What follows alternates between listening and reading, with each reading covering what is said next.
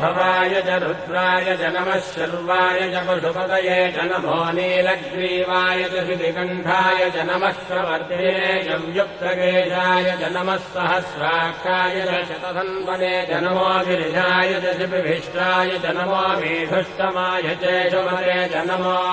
ह्रस्वाय च वामनाय च नमो बृहते च वर्षीयते च नमो वृद्धाय च संवृद्धने च नमो अग्र्याय च प्रथमाय च नम आशवे च जिराय च नमः शीघ्रियाय च शीघ्राय च नम ऊन्याय च वस्त्रन्याय च नमः स्रोतस्याय च द्वीत्याय च नमो